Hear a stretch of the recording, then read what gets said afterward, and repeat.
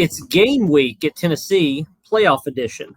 UT fans are attempting a ticket takeover of Ohio State Stadium. The Vols preparing to face an uber-talented Buckeyes team. And in the background of all this, coaches are managing the transfer portal for 2025. Welcome to the Volunteer State. I'm Tennessee beat writer Adam Sparks, along with John Adams of the Knoxville News Sentinel. On this episode, we're going to break down the Vols' first ever CFP game against Ohio State. We're going to guess how many UT fans may be there in Columbus, and we'll talk about who's not going to be there, a handful of Vols that are already in the transfer portal. So, John, we can start off a few different places here. Let's start with the fans. If you go around Knoxville, and I've done this, and John, you probably have too. If you go around Knoxville, it's not hard to find anybody that knows 50 people that are going to this game.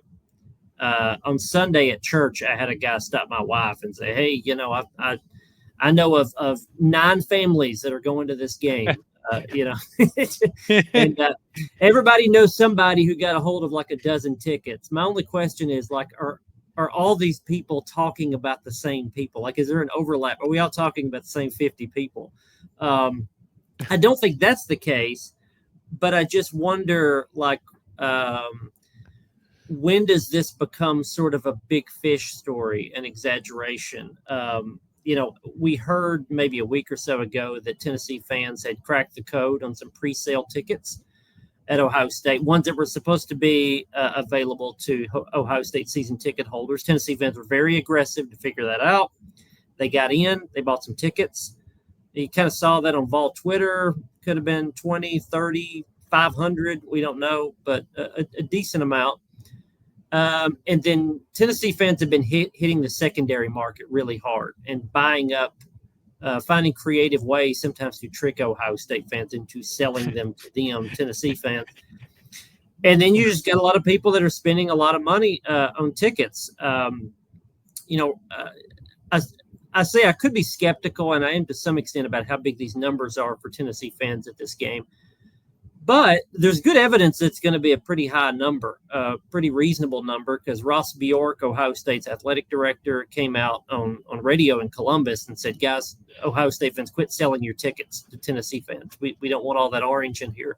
And even Randy Boyd, the UT Systems president, claimed on social media that he had that the Ohio State president had told him that they expect about 30% of the crowd to be Tennessee fans. So, John, I'm sort of in between these. I know Tennessee is going to be well represented at Ohio Stadium at the Horseshoe. But does that mean it's going to be 10,000 fans, which would be quite an accomplishment for a playoff game when you only get 3,500 allotted to you? Is it going to be 10,000, or is it going to be 20,000, 30,000, like we've seen some of these estimates? John, how high will this realistically go, and how high is too high? Should we be skeptical about it? 30,000 just seems stunning. Yeah. How is that even possible? But I tell you what, this goes back a ways, and it goes back to when the NIL program started in college athletics. And I really thought Tennessee would excel in this era because it has a huge fan base. It has a fan base that's willing to spend money. And it had a fan base that was desperate to win at the highest level.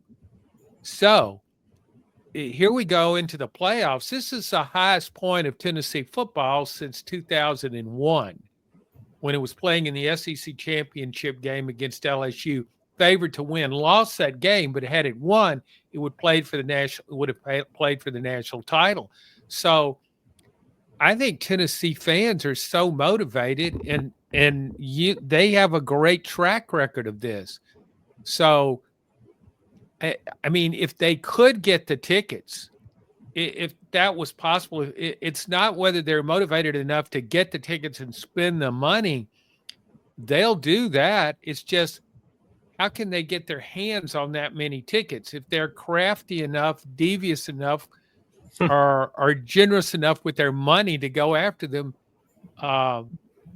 maybe they will exceed expectations. I think if Tennessee had 10,000 fans there, it would be a tremendous accomplishment.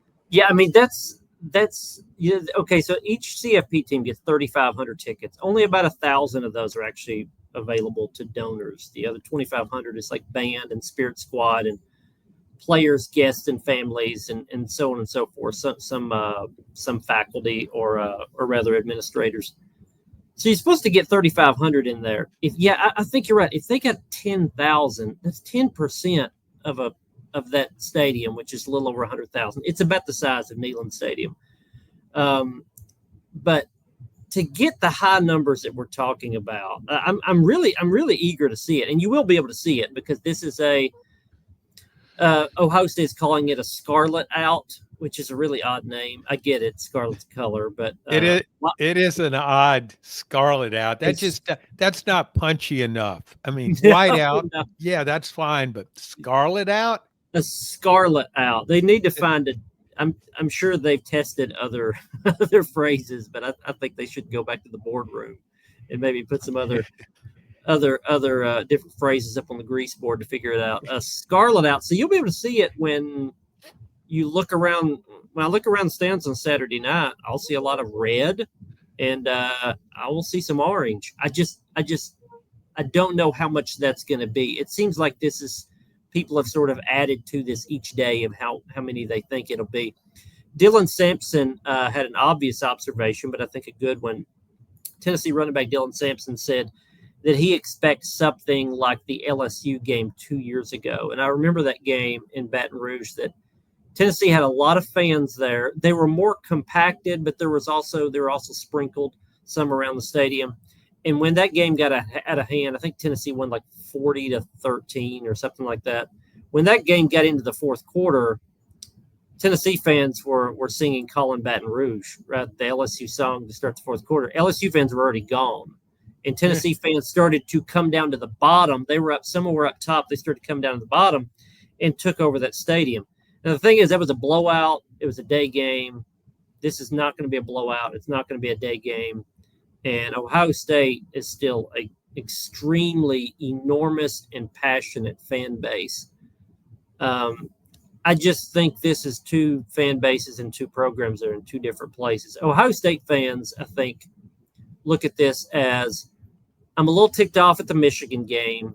I don't know if I'm ready to see this team or not. They need to sort of earn my fandom back. And by the way, at Ohio State, you don't play first round games. You play national title games. So I'm going to save my money for the Rose Bowl and the next bowl and the national title game. And I'm just going to sell off my tickets to whoever will give me some money that'll help on that trip. I think with Tennessee fans, it's more FOMO, fear of missing out. It's been so long, like you said, and I'm not going to miss this game. And there's going to be a lot. I just don't know. We're recording this on Tuesday afternoon, and I looked at some of the secondary markets before I came home. You can still get a ticket for like $150, $160. It's pretty reasonable if it's a once in a lifetime type game, and Tennessee fans are still buying them. Adam, I remember when Tennessee played for the national championship in Tempe, Arizona, at the conclusion of the '98 season against Florida State. Tennessee fans, they just showed up in huge numbers. It was, and some of those fans, I saw a number of Tennessee vehicles, the orange flags, cars covered in orange. I mean, so a lot of people drove. I know people who drove to the game, turned around and started driving back right away. I mean, it was like, we're talking about almost 2,000 miles, I guess, and they're making it seem like it's 500. I don't sell Tennessee fans short in games like that. And when you were saying those things about the price of tickets, man, I tell you, maybe 10,000 is selling Tennessee fans short. Here's the thing with the Buckeyes fans. They're not happy with their coach. Playoffs are no big deal to Ohio State fans. Ohio State fans were insulted when Ryan Day started, our goal was to make college football playoff. We're here. They didn't like that. I mean, he's not saying we don't want to win the national title, but they're being so picky about Ryan Day right now. Anything he says is cause for outrage, I guess. But given that state, they might not be, if they can get some money, well, I'll just sell my ticket and watch it on TV. They're not invested in this program. And this is, you pointed out, a first round playoff game is not what Ohio State is about. Ohio State is about winning national titles, and it hasn't won one since 2014. And I don't remember when it won one before then. That was an Urban Meyer team in the 2014 season. So it's been a while, and that's their goal. That's Ohio State fans feel as though they're supposed to have a string of national championships, whereas Tennessee fans are so driven. And I think of Tennessee fans, a lot of pride, a lot of ego invested, like, we're going to show them. It's not just the team. It's like, we want to show Ohio State what our fans are like. Yeah, it's a competition of fans. Yes. We're crazier than you are. That's what it is. But speaking of crazy, I hesitate to say this, but I guess I'll say it. I just said that there are tickets now for $150, $60. My wife, Bev, got in early. There was a fear with her of that they would all be gobbled up. I guess she thought a little more of the Ohio State fan base. So, John, you want to take a guess at how much her single ticket cost? Well, you're saying she got in early before? She, as soon as they were on the secondary market, she jumped on one and bought it immediately. $80? How much? 80? No. It was much higher at the begetting. It's dropped. Oh, okay. Okay, I'll say 300. It's over $600 for one ticket. You need a second job. Well, I know this is one of those where I go to these games and I go to these games. I work overtime and we lose money in our household. What about this, Adam? You talk about, and I know what a fan Bev is. She's one of Tennessee's. She's on the far end of the spectrum in terms of fandom, what she will do to go to a game. What do you think if you told Bev she could go? It's fine, you got a ticket, but the only way you can go to the game is via Greyhound. You can't go by car. Do you think? I think she would do it, even if you had to make 20 stops along the way. She might leave a couple of days in advance and just. She'd maybe walk. Yeah, I think she'd walk. Hitchhiking is too dangerous. Yeah, she's too smart for that. But I could say, okay, you got to ride Greyhound to the game. She said, okay. It is a funny contrast because, I think of like, well, it's going to be warm in the press box, right? I mean, I have to walk from my car to the press box, and it's going to be cold on that walk. I can't imagine. I can't imagine spending $600 and standing outside for 4.5 hours for a game. Excuse me, but you said, I mean, I offered a coat I have that's good for 30 below, and she can have it if she wants. She's got a ski suit. She bought an orange ski suit and a black ski suit, and I don't even know which one she's going to wear, or maybe she wears both of them. I don't know. John, she already photo and send it to me. Please. I'm sure I'd like to see that. She'll have plenty of photos out there. She's already got, which I know a number of season ticket holders listen to this. She's already reserved her Rose Bowl tickets or national title tickets. You don't obviously have to pay for them if Tennessee doesn't make it, but she's already got her seats if they make it that far. But I mean, living with that, but then also seeing that all around Knoxville and in the state of Tennessee, I just wonder if the roles were reversed and Ohio State was coming to Neyland. All we have to do is flip those seeds. If you're 3 or 4 days out from game day, like we are now, it would be four days out. I cannot imagine a ticket being on the market for $100 and something. I mean, every one of those tickets would have been gobbled up in 15 minutes. And the only tickets that would be on the market in Neyland Stadium for a playoff game would be, $2,000 or something for an upper deck ticket. I just can't imagine that happening at Neyland as it is at Ohio Stadium. Oh, I agree. I thought it was really odd.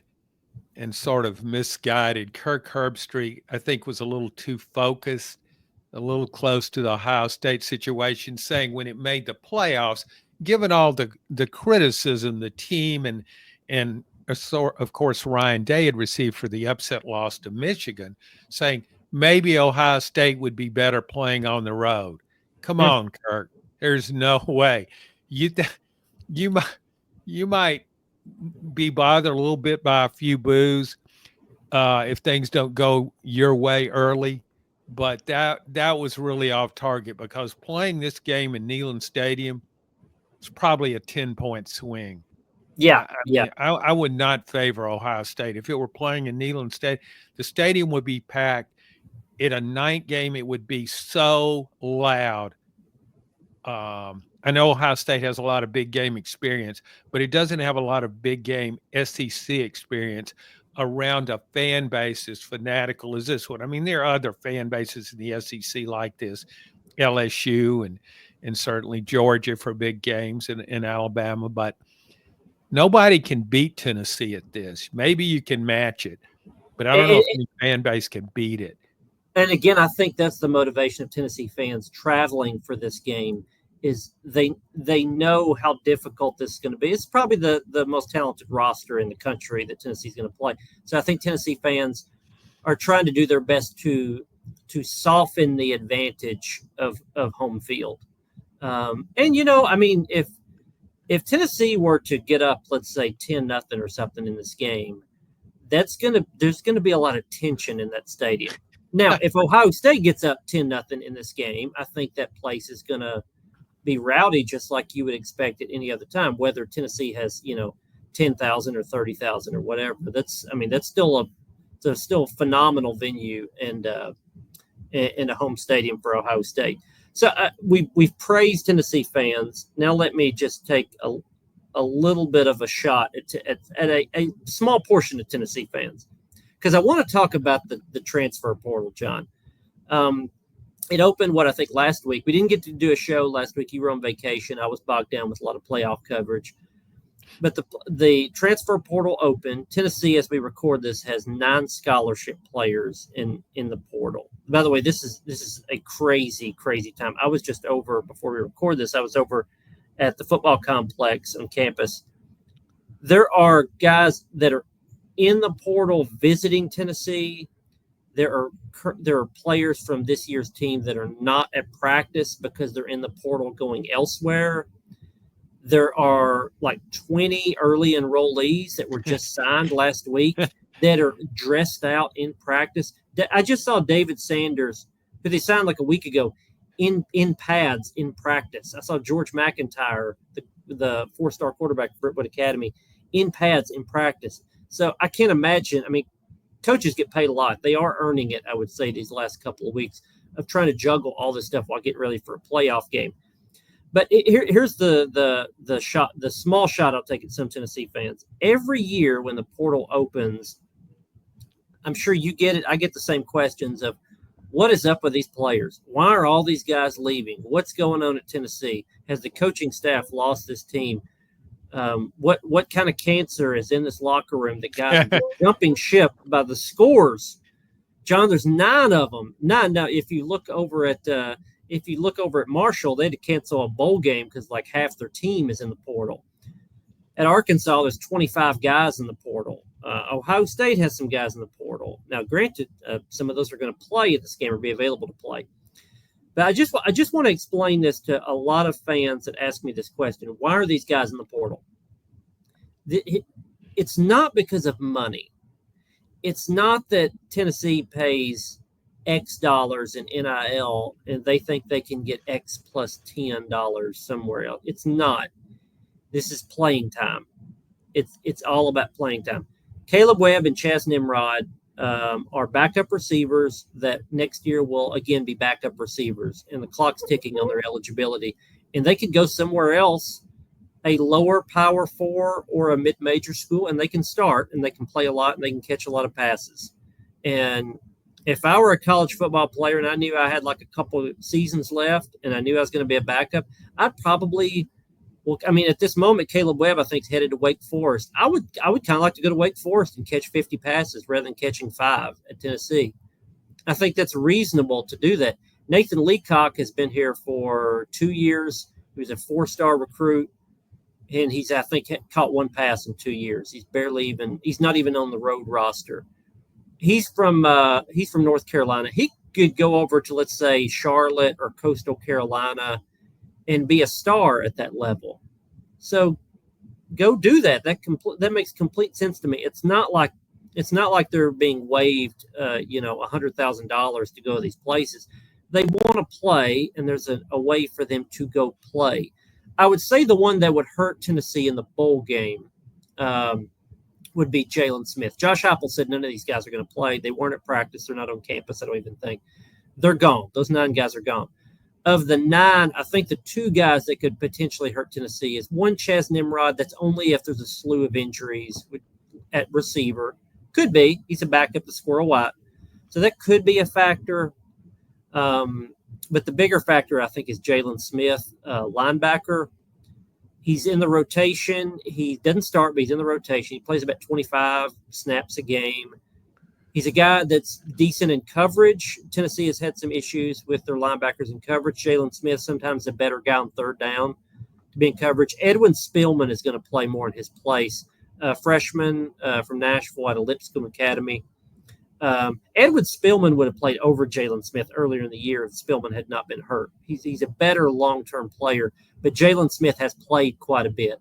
So if Tennessee's going to be hurt by these guys in the portal, it's probably minimal. It's mostly special teams, but there's a few spots where it could hurt. I just think I think it's a misguided criticism that fans have that think these guys are selfish and greedy and all these sort of things because there's a small window to get in the portal and to get somewhere, and it's open right now. And it's not going to be open for long. Are you with me on this, John, or you have a different take on this? Well, no, I know what you're saying, and I don't think fans have.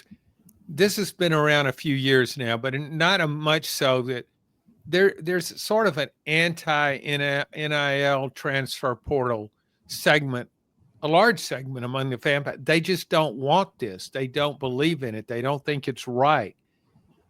But the reality of it is it's not changing. We're not going back to what we were, so you may as well roll with it. Yeah. I think part of this, and with Jalen Smith, he could play in the game. He would play. Yes, he would. Could he? Yes, he could. Yeah. So play. Why wouldn't Josh Heupel let him play? I don't know if Josh Heupel is not letting him play. We don't know if it's Josh Heupel is saying absolutely not, or if these guys are not even giving him the option. We don't know for sure. Now, what we'll say, when Josh Heupel was asked about it, it was a quick answer. Are any of these guys going to play? No. That was the answer. Nope. So it sounded like that was more his feeling on it. Now, I will say there's exceptions to every rule. And I'll bet if Dylan Sampson was going in the portal, Josh Heupel would make an exception for Dylan Sampson. Well, see, the way I look at it is this is how the game goes now. And so what you have to do, you can't get emotional about it. You can't, you can't, hey, you're for us or against us. You want to be here, you don't. You can't take those absolute stance. You just got to think, okay, what's in my best interest here? I think, and not think long term. You're in a situation in the playoffs. You got to think short term. So if I were in Josh Heupel's shoes and this guy wanted to play, I'd have him in. I would play him. I would have him there because if you have another injury at that position, this could be a very physical game. You might need him. I don't think if he were playing and say, well, I don't care, I'm going in the transfer portal. If he didn't care, he'd leave. But if he cared enough to play, he'd give it his all for Tennessee, as fans like to say. So I think you have to be flexible with this kind of stuff. And again, I don't know what if he wanted to stay here or not. But it's something fans just may as well go ahead and adjust to, because it happens everywhere, Yeah. all over the country. This is just the world in which we live. And I think the best thing you can do as a fan is just think how happy you are to be in the playoff. Your team's in the playoff.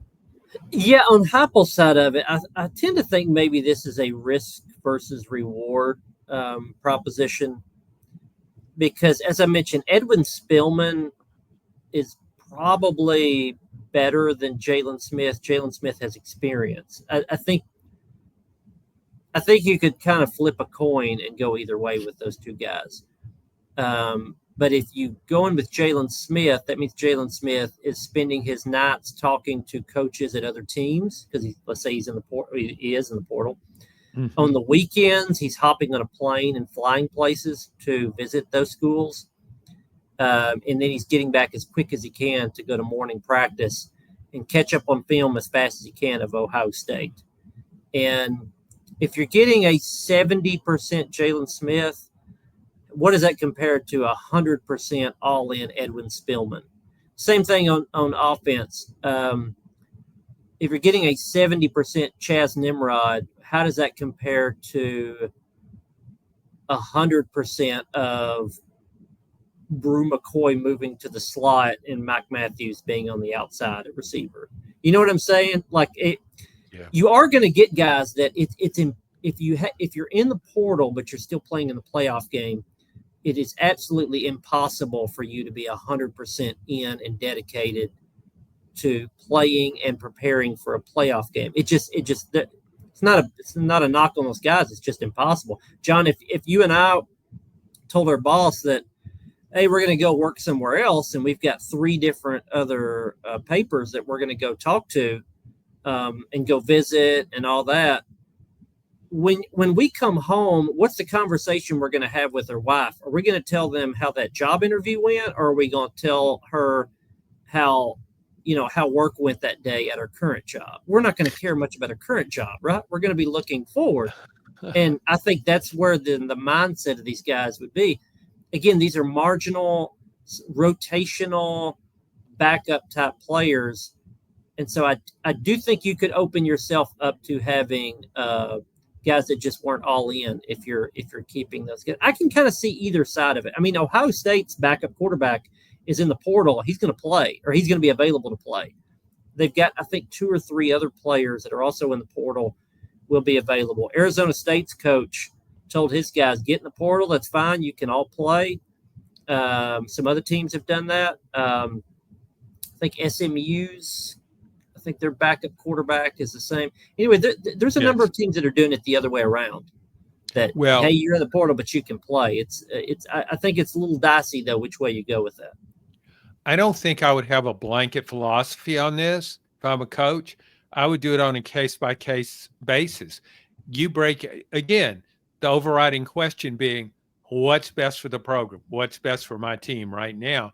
And so when you break it down like that and you make it a comparison between Smith and Spillman, I think that's the way you do it. That's the way you go about it. Do we really, you say, a 70% Smith compared to Spillman? Another way of looking at it, if you want to look at the possibilities from a favorable perspective, sometimes guys, some guys are gamers. Some guys, when they get in a situation, they have an opportunity and they come into play, they exceed expectations. Some guys go the other way. Maybe Spillman, if he got an opportunity, would play better than anybody even imagined. You don't know, but I think the coaches might have an idea how this player would respond. Yeah, and I want to paint a picture for again, fans have, as they should, have a lot of questions about this. I think sometimes we take for granted this is their full-time job and we know how all this stuff works. I want to paint a picture for how these decisions go down with these players. The transfer portal opened, last week or so. The portal closes on December 28th. Now, you can still go to another school after that date, but December 28th is the last in the winter session that you can go into the portal. You can enter your name in. So there's an alternate thinking that says, well, play in the CFP, play in the playoff game, and then just go into the portal after the game. Tennessee plays on the 21st. You just go in it on the 22nd. And thanks for your service in this one game. Well, I mean, there's a couple problems, I think, with that. If you wait to go in after the game, either your team loses, so what was the point of staying around, or your team wins and then they advance to the Rose Bowl. So wait, now you won a game, you had one of the best nights of your life, and you're going to now go in the portal and not play the Rose Bowl? No, then you're going to play the Rose Bowl. And you play the Rose Bowl, and that's after the 28th. If you play in a game after the 28th, either a bowl game or a playoff game, the portal extends for you 5 days after your final game. So you say, okay, well, just play in the playoffs as long as you can go, and then when it's over, go in, and you have 5 days to get to another school. Well, if I'm a player doing that, and that happens on December 29th or January 6th or January 16th or whenever my last game is, how many spots do we think are going to be open to me? Now, if I'm a 5-star, can't miss, high NIL value guy, I can probably still go and find a place in most places I want to go.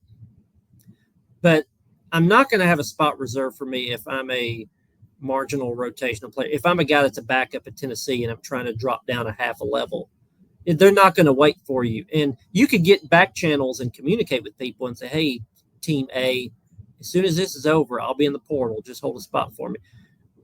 Well, you could try that. That's tampering. That's an NCAA violation. So it's putting players between a rock and a hard place with a lot of these things, because there's only so many trains leaving the station in the transfer portal.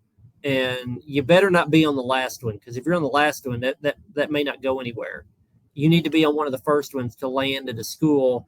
And that's why these guys are going in now, because they're sitting down with their advisors and their parents and all that. And they're saying, what's the goal? Well, the goal is, I got a year or two left. I got to get in a preferred place. Well, if you wait, you're not going to get there. If you go now, you're going to get there. And that's the decision that these guys are facing. Well, there's another factor where these guys can consider. As of now, there's another date in which you can enter the portal in the spring. Yeah.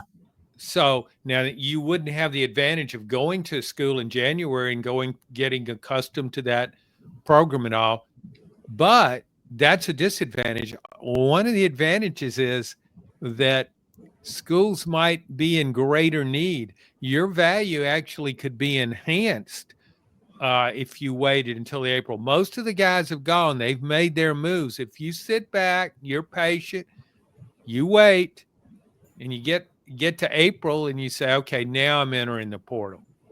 There's going to be a great need on some programs' part. So, John, your roll of the dice is you're a backup player on a playoff team, on Tennessee's team. You're going to play all the playoffs. Maybe they go on a run, and maybe you catch a touchdown pass in the Rose Bowl, right, when you're coming off the bench. And then you go through spring practice or whatever, and then you're still kind of where you were going to be, a backup. And then you say, hey, guys, remember me? I'm the guy that caught a touchdown pass in the Rose Bowl. And I see your receivers have not panned out in spring practice. I'm better than them. And you're probably going to get a higher value. It's risky, but I see where you're going. It's definitely a conversation I think you would have to have, because Josh Heupel made the point, I think it was last week when we talked to him, where he said, I can't imagine having an opportunity like this and passing up on it.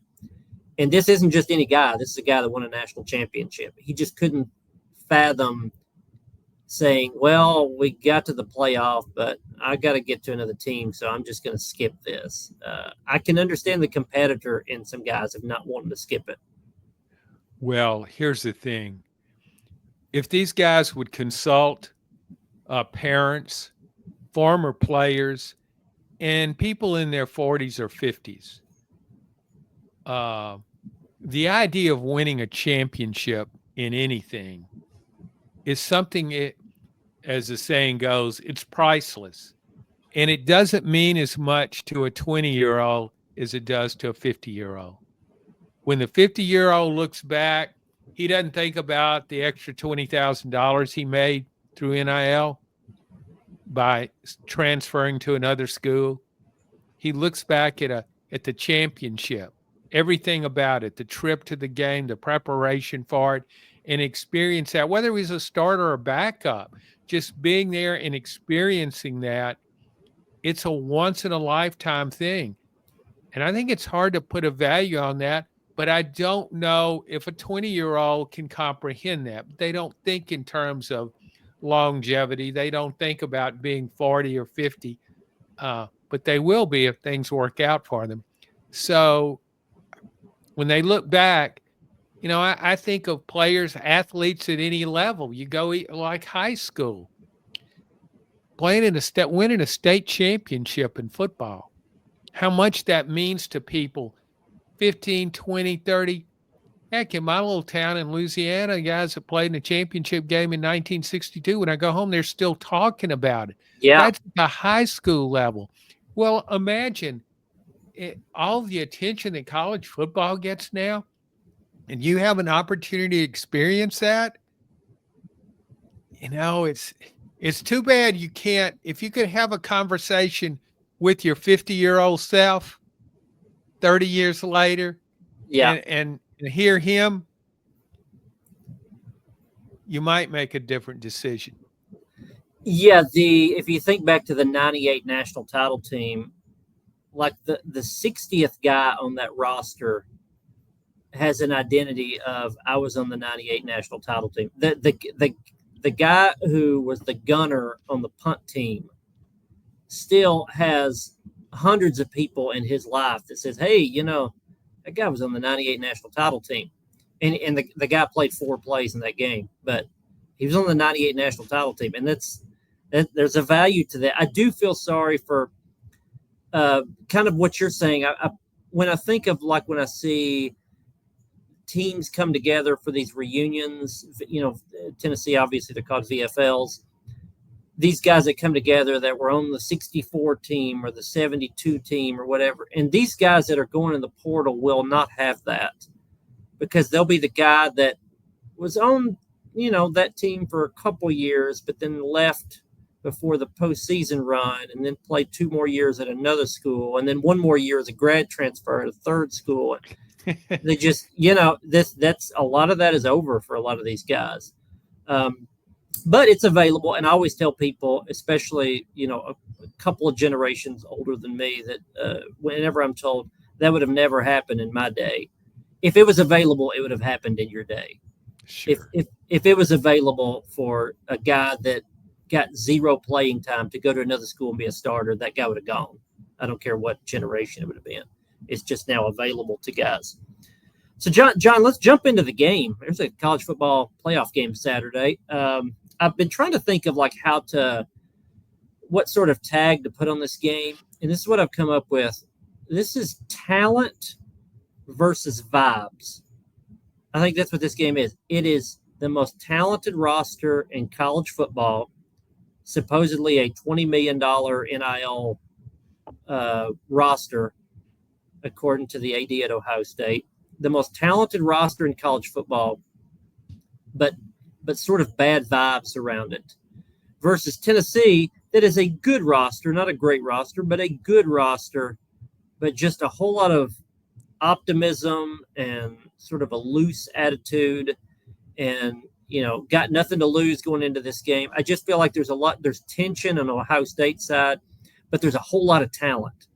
And Tennessee is certainly happy to be in the playoff. And if it loses a close game at Ohio State, it will not be the end of this program or the end of the world, and Josh Heupel's not getting fired. I just don't know which one of those went out. Which one wins out?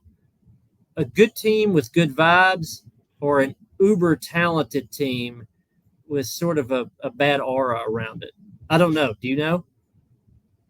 Well, it's hard to say. I look at some teams around. I look at the SEC.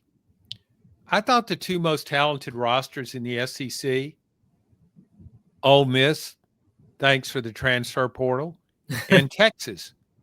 I mean, for 2 years, we've been hearing how talented Texas roster is, and it's lost some key players to injury.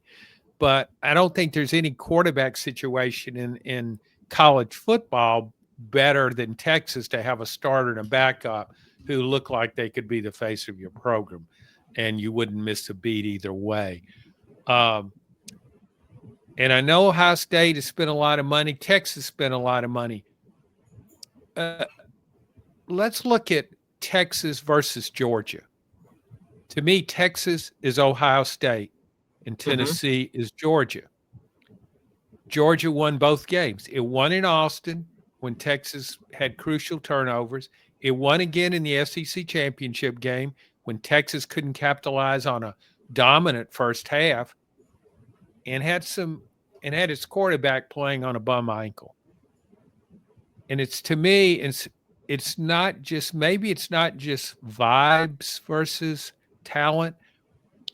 Maybe it's toughness versus talent. I thought Georgia and I thought Texas was tough. I mean, I watched Texas handle Texas A&M in a great rivalry game at Cal Field, A&M's home venue. And so it wasn't as though Texas was soft or anything, but I thought Georgia was even tougher. And it really showed in the second half of the SEC championship game. I wonder if Tennessee might be a little tougher than Ohio State. I mean, toughness will play a pretty big part in this game. If Tennessee is going to win the game, it's going to do it by running the ball with Dylan Sampson, and it's going to do it by poking holes in Ohio State's already injury-plagued offensive line. Because if you, John, I think about like the old newspaper style of when you would, we didn't do this too long ago, where you do matchups and you'd have the helmets beside each other. Who wins this matchup? Ohio State wins the matchups position by position at almost every spot. But when you get to defensive line, Tennessee's defensive line versus Ohio State's offensive line, it's overwhelming that Tennessee wins that. Tennessee's got some NFL defensive tackles. It's got James Pierce, first-round pick coming off the edge. It's got Joshua Josephs, who's been almost as good. It's got a ton of depth on the defensive line. And Ohio State had 3 all Big Ten players on its offensive line. Two of those 3 aren't even going to play this game because they're out with injuries. And Ohio State's moving around. It moved to tackle, then it moved to tackle to center, then it moved to center to guard, and somebody else to center. And it's just there's some holes to poke in there if Tennessee can come to play defensively. And the weather's not going to be great. I mean, there's no snow in the forecast right now as we record this, but it's going to be like 20 degrees. By the way, we asked Nico at the press conference today if he had ever played in a really, really cold game. He said he played in a 7-on-7 game in Chicago in the snow 2 years ago. And I said, how'd you do? He said, well, I was pretty good, but our team lost. So I don't know if that makes Tennessee fans feel better or worse. But, toughness, I think, could be a big part of it. I also question, and I'm sure you've done this some with radio this week. I was on a podcast with Ohio State beat writer up there in Columbus last night, and I questioned him about the bad aura around the team at Ohio State. Is that the fan base or is that the team? And I think he was still questioning the same thing because the fan base, it's a tense fan base right now. They're not happy. They're done with Ryan Day. It's win it all or bust.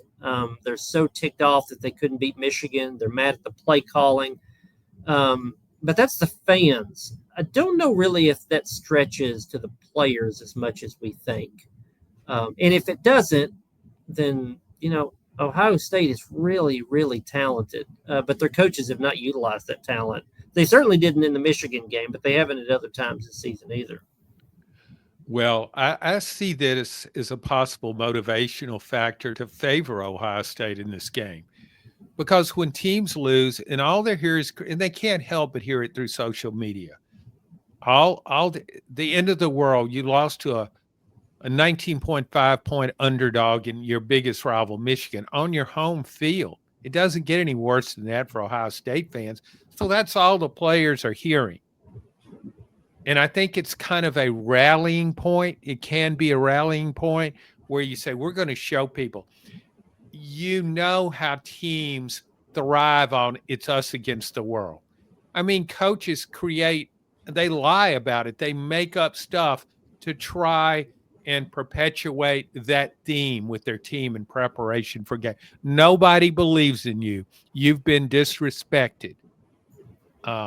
That's a message coaches love to send, and players really embrace that. So it could be a motivational factor. But you mentioned another thing. When you talk about the Michigan game, you talk about Tennessee having an advantage defensive front versus Ohio State's injury hampered offensive line. That was the very same advantage Michigan had. Mm-hmm. No other positional group favored Michigan in that game. I think when your defensive front is really good and it can take over a game, it has a demoralizing factor to it. You stop the run, and then you make my life miserable for the quarterback. He doesn't have time to throw. The receivers get frustrated. It's just nothing is working kind of thing. We've seen it in college and pros. I go back the 1992 national championship game might have been played on the first day of 93 when Alabama beat a super talented Miami team. Miami was unbeaten in the middle of a dynasty. Alabama had a very ordinary offense, but it had a tremendous defensive front, and it really dominated that game. It disrupted everything Miami wanted to do. I just think it has a far-reaching approach when you can dominate an offense at the line of scrimmage like that. So if you're winning, then that quarterback is uncomfortable. You're not utilizing your wide receivers, which Ohio State has elite wide receivers. You're then making Chip Kelly, the play caller, call plays he doesn't want to play because he doesn't trust his offensive line. And you're right. It's a domino effect if you can win that line of scrimmage. If Ohio State can figure out how to keep that defensive line at arm's length, and I mean, let's be real. I think the comp to this game is the Georgia game for Tennessee, and Tennessee's defensive line did not put pressure on Carson Beck. They had to dominate that game, and they didn't. And they have to have the opposite effect in this game. They have to dominate this game with the line of scrimmage, because if you don't, then talent comes into play, and you're already on the road, and then that home team that is more talented gets the upper hand, and there seems to be no way to sort of stop that bleeding. That's what happened in the Georgia game.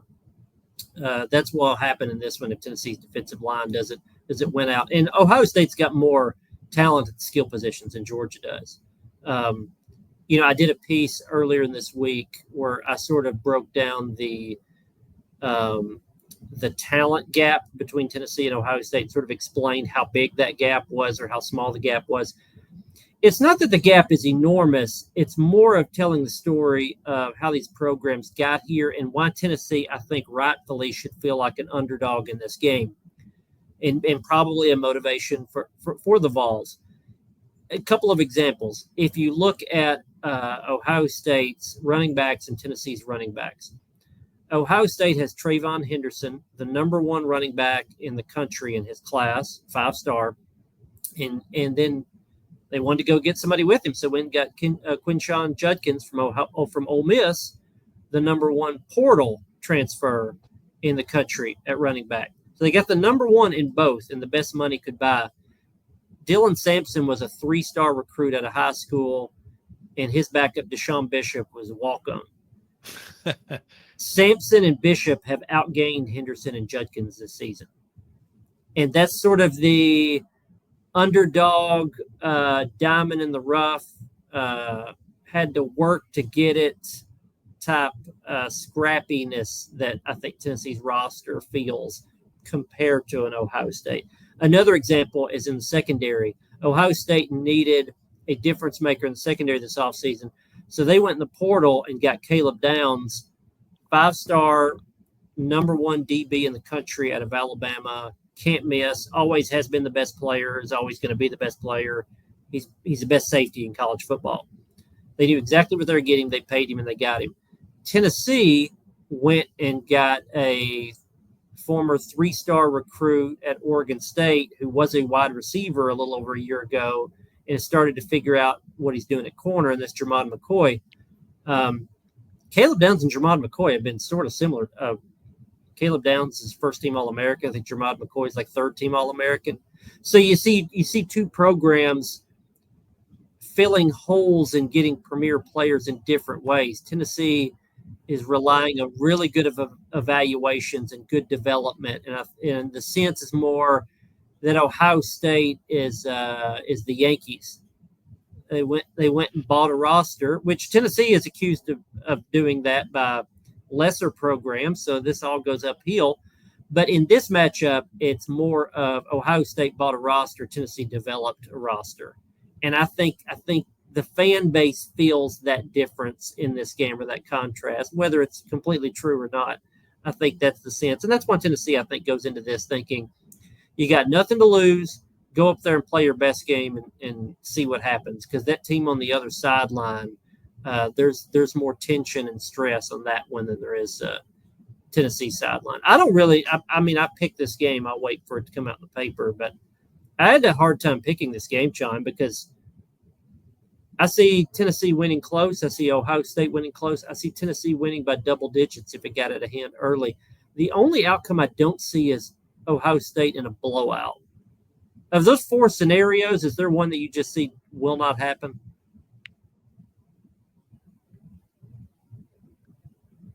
I can't see Tennessee winning in a blowout. And I would say blowout, double digits. 27-17. I don't see that. I'm not picking that. I'm picking a very close one. I think it will be a close game, even though the spread suggests Ohio State could win by double digits. It's a 7.5 to 7-point favorite. I had a hard time picking this game too, and what swayed me at the end, I'm picking Tennessee by 3. But what swayed me at the end when I was trying to make a decision, like this really matters in the great scheme of things. We don't. It's not like we sit around for hours and hours trying to decide who we want to pick. It's just a spur of the moment thing. But Ohio State is 2-13 against SEC teams in postseason. 2-13. Ooh. I have a hard time getting around that. And see, I've covered some of those games. The first time I ever covered an Ohio State game was way back after the 77 season against Alabama in the Sugar Bowl. 2 iconic coaches, Woody Hayes at Ohio State, Bear Bryant at Alabama, playing in the Sugar Bowl. Both top 10 teams, and Alabama won 35-6. Go back, fast forward to 2006 season, 2007 Fiesta Bowl there in Phoenix, Arizona. Florida versus Ohio State. Ohio State, 7.5 favorite, had the Heisman Trophy winner in Troy Smith at quarterback, unbeaten. Ohio State returning the opening kickoff for a touchdown. I think Ohio State fans thought, here we go. Ohio State fans really thought this was their team and this was going to be a blowout. Florida won 41-14, and my last memory is Tim Tebow coming into the game. He was a backup to Chris Leak. They used him in short yardage situations, as you remember, running over Ohio State's All-American linebacker in the end zone on his way to a touchdown, which the game was already over. But it was kind of a symbolic for how the game had gone. The next year, I'm in the Sugar Bowl covering LSU versus Ohio State. Ohio State gets out to a 10-0 lead. LSU scores 31 unanswered points. There's got to be something to that. I just can't ignore that. When did Ohio State, I don't remember it's won twice. One of them was when Ohio State beat Alabama in the semifinal playoff game in 2014. Who was Ohio State's coach? Urban Meyer, who knew how to beat SEC teams and knew how to build a team that could beat SEC teams. He was at Florida where he won 2 national titles, and that team beat Alabama. Ezekiel Elliott rushed for 230 yards for Ohio State very talented team, but Alabama was very talented too. Those games have really made an impression on me. I even covered the 95 season, the end of that in the Citrus Bowl, Tennessee versus a great Ohio State team. Ohio State was favored. Tennessee won 20-14, I think. So I just can't shake that. That record encompasses a lot of different coaches, and it encompasses a lot of, you talk about a talented roster. Some of those Ohio State teams supposedly had a deeply talented roster. And the one game that sticks out the most was that Florida 41-14 game. I think that was the score, something like that. Florida won that game with its defensive front. It dominated Ohio State's offensive line. Troy Smith, who'd been able to sit back in the pocket and pick apart defenses throughout the regular season, was suddenly under duress every snap, every time he dropped back. So that influenced my decision on it, that this thing could happen again, maybe. Yeah, I wonder if Ryan Day also saw it that way, which is why he went and got a running back from Ole Miss and a safety from Alabama and a center from Alabama who's now out. So I don't guess that helps him at all. But maybe that was the thinking, to try to borrow to reverse that trend. Maybe so. Yeah, I mean, I don't know. I'm really looking forward to this. I would love to cover a Rose Bowl. And if Tennessee were to win this game, obviously they would get there. It's going to be a fun atmosphere, I think. If Tennessee is to win the game, I think the best bet in this game is that it will be low scoring. Because the story of Tennessee this season has been that it has survived. Alabama did not survive. Alabama had too many bad days.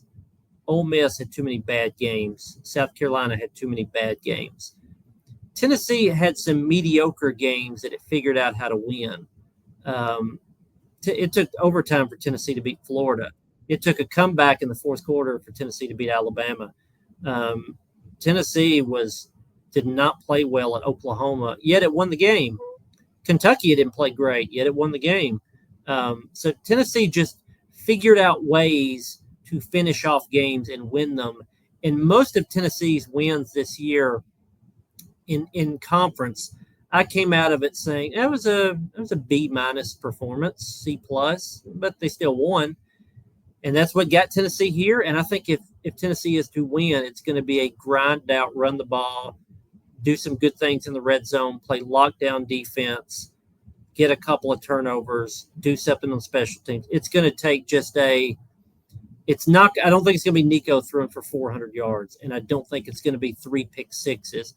It's going to be a 23-21 figured out a way to win the game.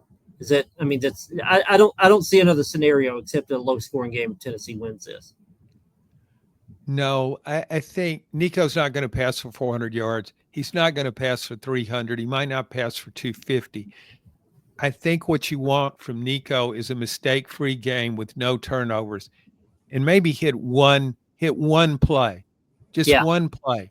In the win over Alabama, you had Chris Brazil making the touchdown catch. That was the big play, offensive play for Tennessee. I think it might need one play like that, and if they can manufacture that, I don't think Nico needs to pass for that many yards. But I mean, this is the oldest cliche in football, but turnovers, I think, would be magnified in this game. You think you predict kind of a low scoring game. I'm thinking like 20-17, something like that, where points and yards even will be hard to come by. And so you can't make it easy for anybody in this game. Neither side can afford to do that, I don't think. Yeah, lately Dylan Sampson's been giving Tennessee about 150 yards and a fumble. They need the 150 yards. They can't have the fumble from him. Not in this game. It would be extremely detrimental. So there are more developments coming out of college football practice for Tennessee, transfer portal. The enrollees are here, injury updates. That's actually up on KnoxNews.com right now. I'm going to be in Columbus, Ohio, so you can get all your coverage on KnoxNews.com leading up to the game, during the game, and certainly after the game. As for this podcast, please share it. Subscribe if you like. We'd love you to do that. And thanks for listening to this edition of the Volunteer State.